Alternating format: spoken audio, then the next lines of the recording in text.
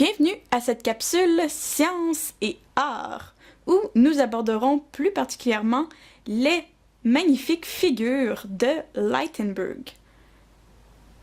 Avant de débuter, soulignons que cette démo contient des éléments très dangereux. Nous jouerons avec du 1000 volts, qui peut être mortel, donc nous vous déconseillons de le faire si vous n'êtes pas un professionnel. Revenons à nos fameuses figures de Lightenberg. Qu'est-ce que c'est? En fait, elles prennent cette forme ramifiée. C'est lorsqu'on envoie un courant électrique dans des matériaux isolants, donc le bois, l'air ou même le plastique qui ne conduisent pas l'électricité. Et vous connaissez ces figures puisque dans l'air, on les reconnaît sous la forme d'éclairs. Donc une forme de figure de Lightenberg puisque c'est un courant électrique qui passe dans l'air. Mais dans notre cas, on va s'intéresser à l'éclair qui passe dans le bois. Mais comment se forme cette figure? Pour mieux comprendre, nous devrons revenir à nos notions d'électricité de base. D'abord, le circuit. Prenons l'exemple de la batterie qui est branchée dans un circuit fermé.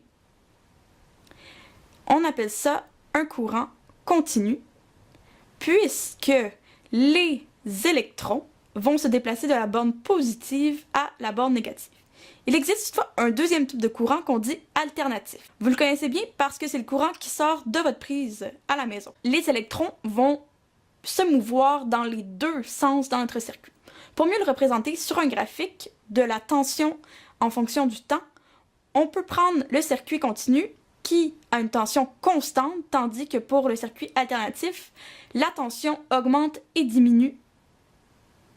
On va s'intéresser plus particulièrement au courant alternatif pour notre expérience.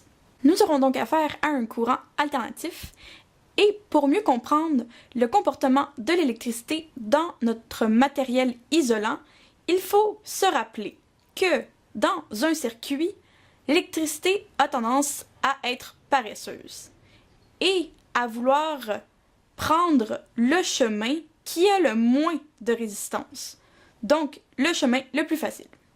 Dans cet exemple, ce serait le chemin de gauche qui a moins de résistance. Nous verrons ce qui arrivera en intégrant un matériel isolant et en augmentant le voltage, donc l'énergie potentielle entre les deux bornes. Notre matériel isolant sera le bois et nous augmenterons le voltage à l'aide d'un micro-ondes, dont nous retirerons le transformateur qui est l'outil qui augmente le voltage. Le transformateur se trouve ici dans le micro-ondes. Donc voici le fameux circuit que nous avons construit avec le transformateur. Donc le courant partira de la prise qui sera transmis au transformateur qui augmentera le voltage. Le courant sera par la suite transmis au bout de bois qui essaiera de rejoindre l'autre borne qui est reliée au transformateur. Donc le circuit est fermé.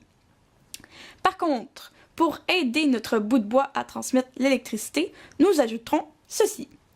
Du bicarbonate de soude que nous allons mélanger avec l'eau. Le bicarbonate de soude contient des ions qui, eux, peuvent transmettre l'électricité. Donc, nous recouvrirons le bout de bois d'ions afin d'aider le bois à conduire l'électricité. Maintenant, voyons voir si l'électricité réussira à passer.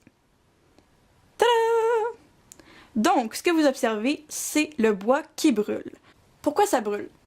Parce que le courant qui rencontre une résistance produit de la chaleur. Donc, vous voyez le courant avancer tranquillement dans le bois, ce qui signifie que notre expérience fonctionne.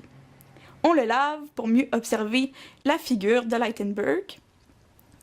Mais qu'est-ce qui s'est passé? Donc, reconstituons la situation. Nous avions notre bout de bois, nos deux bornes, notre transformateur et nos ions qui facilitaient le passage de l'électricité.